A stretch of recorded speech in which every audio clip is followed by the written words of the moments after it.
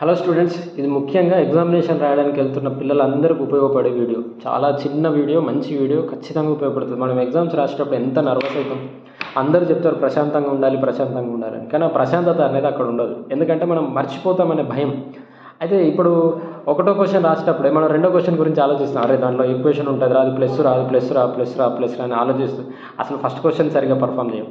So మళ్ళీ second question రాసేటప్పుడు third question మీద ధ్యాస ఉంటుంది. సో మొత్తానికి అరే అన్నీ ఈజీగానే వచ్చినాయి రా, కానీ నేనే సరిగ్గా పర్ఫామ్ చేయలేదురా అని చెప్పి బయటకు వచ్చి బాధపడుతూ ఉంటాం. సో ఇట్లాంటివన్నీ అవాయిడ్ చేయడానికి ఒకటే ఒక సింపుల్ టెక్నిక్, కీ పాయింట్స్ రాసుకోండి. కీ పాయింట్స్ రాసుకోండి. అదేంటంటే మీకు క్వశ్చన్ పేపర్ ఇవ్వడానికన్నా ముందైనా లేకపోతే క్వశ్చన్ పేపర్ ఇచ్చిన తర్వాతనైనా మీరు ఇన్విజిలేషన్ చేసే సార్ని అడగండి.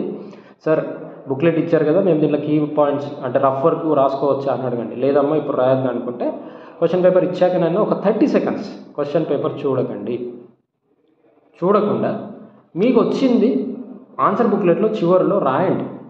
సార్ ఇది నేను ఎక్స్పెక్ట్ చేస్తున్న క్వశ్చన్, దానికి ఈ డయాగ్రామ్ వేయాలా, దీనికి ఈ ఈక్వేషన్ రాయాలా, ఇంకో ఈ థర్డ్ లెసన్లో ఈ ఫార్ములా ఉంటుంది, ఈ క్వశ్చన్కి ఈ ఈక్వేషన్ రాయాలా అనేది మీరు మీకు నచ్చిన విధంగా రాసి పెట్టుకోండి. తర్వాత క్వశ్చన్ పేపర్ ఓపెన్ చేయండి.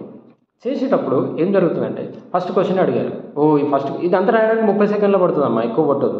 ఈ ఫస్ట్ క్వశ్చన్ రాసి చదివారు, ఓకే బాగుంది ఇది నాకు వచ్చు అని చెప్పి మళ్ళీ మనకు ఉత్సాహం ఆగదు కదా, అంతా చదివాక మళ్ళీ ఫస్ట్ క్వశ్చన్కి వచ్చి ఓకే ఫస్ట్ క్వశ్చన్లో ఇది కీ ఎలిమెంట్, సెకండ్ క్వశ్చన్లో ఇది ఇంపార్టెంట్ డయాగ్రాము, థర్డ్ క్వశ్చన్లో ఇది ఇంపార్టెంట్ ఫార్ములా, ఫోర్త్ క్వశ్చన్లో ఇది ఇంపార్టెంట్ సెంటెన్స్ అని చెప్పి మళ్ళీ రాసి పెట్టుకోండి. ఒకవేళ రాసిన దాంట్లో ఉంటే వాటికి నెంబర్లు వేయండి, లేకపోతే మళ్ళీ రాసి పెట్టుకోండి. ఇప్పుడు ఆన్సర్ చేయడం స్టార్ట్ చేయండి. ఇప్పుడు మీరు ఆన్సర్ చేసేటప్పుడు ఏమవుతుందంటే మీ మనసంతా ఫస్ట్ క్వశ్చన్ మీదనే ఉంటుంది. రెండో క్వశ్చన్కి సంబంధించిన డాటా మీరు ఆల్రెడీ రాసి పెట్టుకున్నారు, అది యూస్ఫుల్గా ఉంటుంది మీకు. తర్వాత మర్చిపోతామనే భయం ఉండదు, ప్రశాంతత వస్తుంది. సో ఇప్పుడు మీరు ఫస్ట్ క్వశ్చన్ పర్ఫార్మెన్స్ మంచిగా ఉంటుంది, రెండో క్వశ్చన్ పర్ఫార్మెన్స్ మంచిగా ఉంటుంది. అట్లా ఎన్ని క్వశ్చన్స్ అయినా కూడా మీరు మంచిగా ప్రశాంతంగా అటెంప్ట్ చేస్తారు, వచ్చిన కాడికి రాస్తారు, మంచిగా రాస్తారు.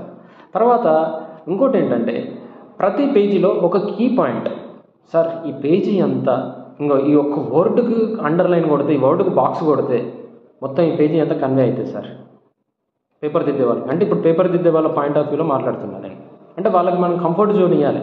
అరే భలే రాశాడయ్యా ఈ అబ్బాయి, భలే రాశాడమ్మా ఈ అమ్మాయి అనుకున్నప్పుడు వాళ్ళు మంచిగా దిద్దుతారు. సో ఈ పేపర్ అంతా చదవాల్సిన అవసరం లేదు సార్, ఇది ఈక్వేషన్ సార్ అని చెప్పగలిగితే, ఇది డయాగ్రామ్ సార్, ఇది ఫార్ములా సార్, ఇది సెంటెన్స్ సార్, ఇది వర్డ్ సార్ అని చెప్పి దాన్ని హైలైట్ చేస్తే ప్రతి పేజీలో అట్లా ఉంటే ప్రతి పేజీకి వాళ్ళు కంఫర్ట్ ఫీల్ అవుతారు. ఓకే ఈ ఈక్వేషన్ రాశారంటే ఈ అబ్బాయికి అంత వచ్చు, ఈ అమ్మాయి అంతా చేయగలుగుతుంది ఆన్సర్ అనే ఒక క్లారిటీ మీరు ఇవ్వగలిగితే సరదాగా పేపర్ దిద్దుతారు, మంచి ఇంప్రెషన్ పడుతుంది, మంచి మార్కులు వేస్తారు. చికాకు పెట్టియద్దు వాళ్ళకి, అరే ఇది ఒకటి ఉంది ఇదేంది అన్నట్టు కాకుండా మంచిగా ప్రతి పేజీని నీట్గా ప్రజెంట్ చేయండి. బాక్స్ ఐటమ్స్ పెట్టండి, బాక్సులు కొట్టండి, తర్వాత పేపర్ ఇచ్చేసి ఇంటికి రండి. ఎందుకు రావు మార్కులు? చాలా బ్యూటిఫుల్గా మార్క్స్ వస్తాయి. చదివిన కాడికి మంచిగా చదవండి, ప్రశాంతంగా ఉండండి. చదివినవి అక్కడ రఫ్ వర్క్లో రాసి పెట్టుకోండి, వచ్చినాయి మంచిగా రాయండి, కీ ఎలిమెంట్స్కి బాక్సెస్ కొట్టండి. దానివల్ల మంచి మార్కులు వస్తాయి.